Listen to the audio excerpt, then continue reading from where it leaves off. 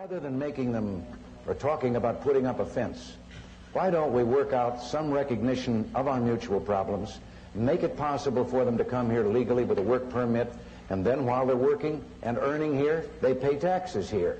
And when they want to go back, they can go back, and they can cross and open the border both ways. Build that wall. Build that wall. Build that wall. Build that wall. Build that wall. Build that wall. And the wall just got 10 feet taller, believe me. I also want to speak tonight directly to Muslims throughout the world. We respect your faith. It's practiced freely by many millions of Americans and by millions more in countries that America counts as friends. Its teachings are good and peaceful.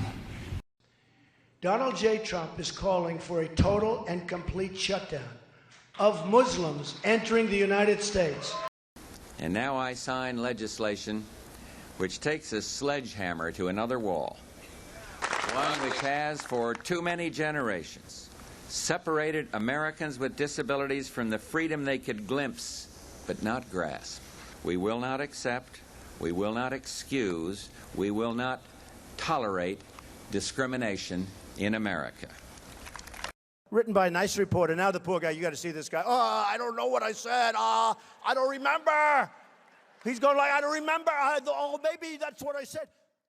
We're doing two things. We're creating a whole society of really honorable, decent, family-loving people that are in violation of the law. And secondly, we're exacerbating relations with Mexico. These are good people, strong people. Part of my family is a Mexican. They're bringing drugs. They're bringing crime. They're rapists. I have long believed some of these practices amounted to torture, as a reasonable person would define it, especially, but not only, the practice of waterboarding, which is a mock execution and an exquisite form of torture. Would I approve waterboarding? You bet your ass I would. In a heartbeat. But they really are just solid kids. They don't have an attitude. They're courteous and kind to everybody. They work hard. They don't feel like they're entitled to anything. If Ivanka weren't my daughter, perhaps I'd be dating her. You know. If there is one message that echoes forth from this conference, let it be that human rights are women's rights and women's rights are human rights once and for all. I tend to like beautiful women more than unattractive women. I don't know. Maybe that makes me bad. I see. So you treat women with respect? I can't say that either. All right, good. I create stars. I love creating stars. Unfortunately, after they're a star, the fun is over for me. It's like a creation process. It's almost like creating a building. It's pretty sad. By no choice of your own, you've entered the ranks of those who throughout our history have undergone the ordeal of imprisonment. And like those others, you are special to us. McCain's injuries left him unable to lift his arms above his chest to this day. The enemy offered their celebrity prisoner early release. When McCain refused, he was tortured more. So I never liked him as much after that, because I don't like losers. But Frank, let me get to it. He hit me. He's not a war hero. He's a war hero. He's a war hero. 5.5 years. He's a war hero because he was captured.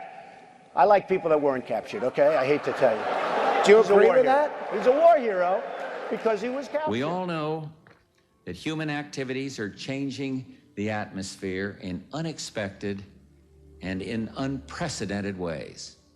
But I don't believe that what they say. I think it's a big scam for a lot of people to make a lot of money. I said, wait a minute.